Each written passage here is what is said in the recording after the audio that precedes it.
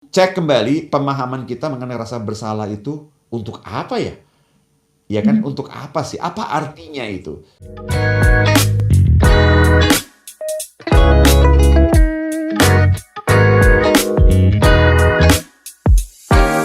Kita kembali lagi dalam perbincangan menarik malam hari ini tentang 4 tips atasi rasa bersalah berlebihan. Kadang kita yang terlalu mungkin sensitif atau mungkin terlalu merasakan gitu ya, atau kayak yang bilang overestimate gitu ya, tentang perasaan bersalah ini. Tapi yang pasti semoga Anda bisa dapatkan tips yang menarik ya di malam hari ini. Tadi di tips yang pertama ada maafkan diri sendiri, Pak Hing. Mungkin boleh didefinisikan lebih lengkap lagi kali ya. Memaafkan diri sendiri itu tahap memaafkan itu sampai apa sih? Apakah sampai kita benar-benar tidak mengungkit-ungkit yang lalu-lalu itu, atau mungkin belajar dari kesalahan itu, atau seperti apa, Pak Hin? Nah, ada orang yang kelirunya begini. Kelirunya adalah kalau saya belum melupakan, berarti saya belum memaafkan, kan gitu. Oke. Padahal sebetulnya kejadian yang entah menyakitkan, Hmm. emosional, ada perasaan sedih, itu memang tidak akan kita lupakan, Ya. ya kan? Nah, bedanya adalah kalau kita mengingat sudah tidak ada emosi yang sama lagi, itu aja. Ada Hmm. orang yang keliru, aku nggak bisa maafkan diri sendiri, kenapa? Aku masih ingat terus. Loh ya memang kejadian tidak mengenakan, menyedihkan, kita akan ingat terus. Cuman bedanya sekarang masih ada nggak ikatan emosionalnya terhadap kejadian Hmm. itu. So inilah yang akan membedakan. Oh, di orang mengira bahwa kalau if I still don't forget, berarti I don't forgive gitu loh. Nggak juga. Hmm. Ya kan kadang-kadang kita masih bisa mengingat kejadiannya, cuman feeling kita beda sekarang, gitu loh. So maafkan aja diri sendiri dan perhatikan baik-baik ini karena begini, kalau kita berhasil memaafkan diri sendiri, ini adalah tadi saya bilang memahami bahwa tidak setiap saat, setiap niatan kita, Audrey, itu bisa terwakilkan dengan baik oleh tindakan kita kan. Ya. Ya kan? Nah, setiap titik apapun yang kita niatkan itu belum tentu di saat kita ingin lakukan itu tindakan kita mendukung gitu loh. Nah, kadang-kadang tadi saya bilang hari itu kita tidak lagi fit. Ya kan lagi Hmm. tidak fit, lagi penuh banyak masalah. Ya kan dari bayangkan kalau misalnya kita di kantor habis diomelin bos, ya kan gitu loh. Terus tiba-tiba diomelin klien. Ya kan gitu loh. Setelah dua kejadian beruntun yang very high, tinggi emosinya tersebut, dalam Hmm. keadaan tidak fit, stres penuh, tiba-tiba kita melakukan sesuatu dengan seseorang pula lagi. Dan itu sangat besar kerisikonya dalam keadaan tidak fit, mental maupun fisik, kita melakukan kesalahan itu gitu loh. So, jadi cek kembali, kita tetap pasti berusaha dengan sumber daya tersisa, sumber daya yang kita punya setiap saat itu loh. Jadi pandai-pandailah melihat dan tidak menjudge diri sendiri seolah-olah kayaknya saya sengaja menyakiti orang itu. Enggak juga.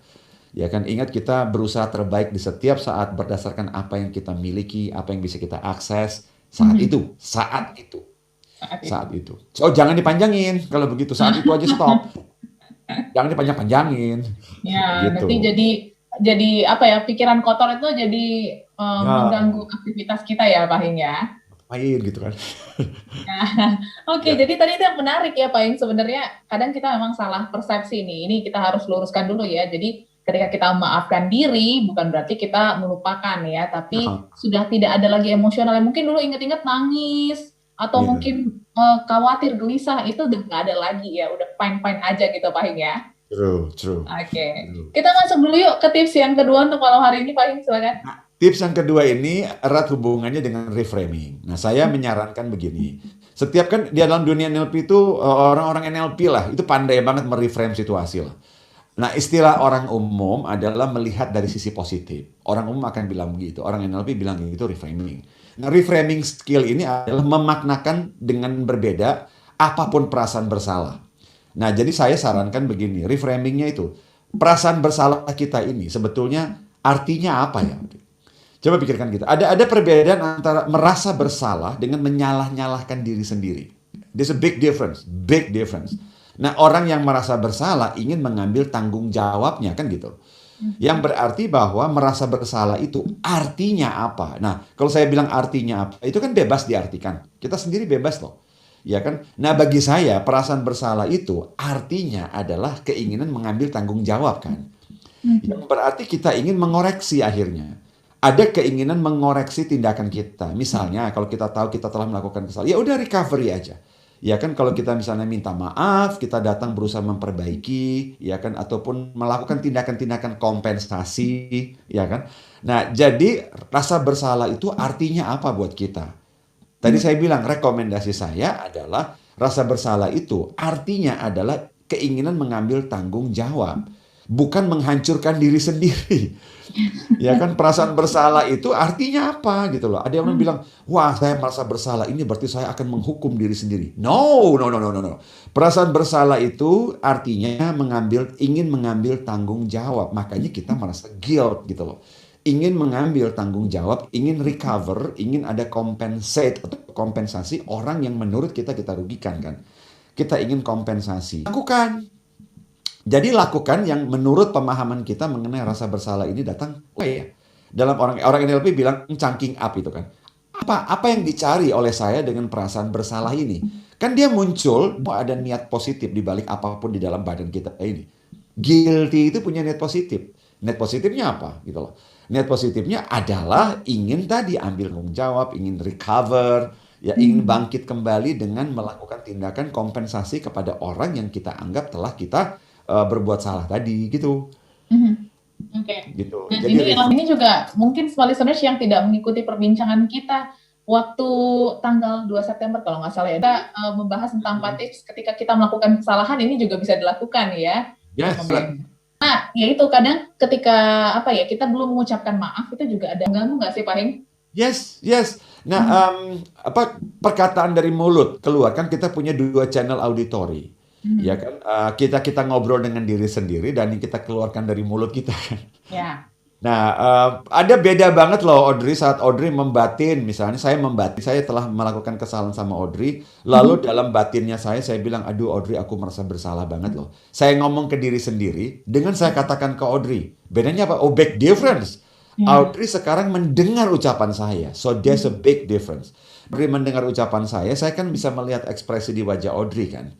Ya kan, saya bisa lihat ekspresi itu dan emosi Audrey ke saya, misalnya Audrey bersedih, saya ikut bersedih bareng. Ini so cek kembali pemahaman kita mengenai rasa bersalah itu untuk apa ya?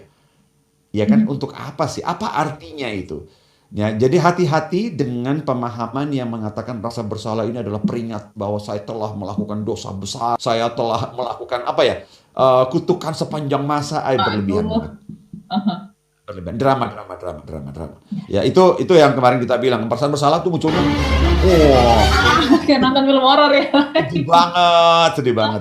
Jadi nggak usah terlalu berlebihan. Ya, saya tadi sarankan perasaan bersalah itu sebetulnya peringatan untuk mengambil tanggung jawab, keinginan untuk recover, ada keinginan untuk compensate, gitu loh. So buka diri, do it, itu aja. Buka diri dan lakukan. Ya lakukan, daripada kita terus di dalam diri menyimpan, sibuk drama di dalam lagi, bayangin skenario terburuk lagi, ya menyusahkan diri sendiri aja. Benar. Jadi bikin sakit karena kan kalau kita mendam rasa-rasa yang nggak baik katanya itu bisa jadi penyakit ya Pak Heng ya. Ya, dan jangka panjang itu. Nah, ilmu seperti timeline itu kan mengungkap bahwa kalau ternyata ada perasaan ataupun emosi-emosi di masa lalu yang tidak tuntas kita fasilitasi, manifestasinya tuh bisa macam-macam. Muncul di dalam hari ini tuh bisa macam-macam. Ya kan, bukan cuma perasaan, nanti ada gejolak fisik malah kan gitu.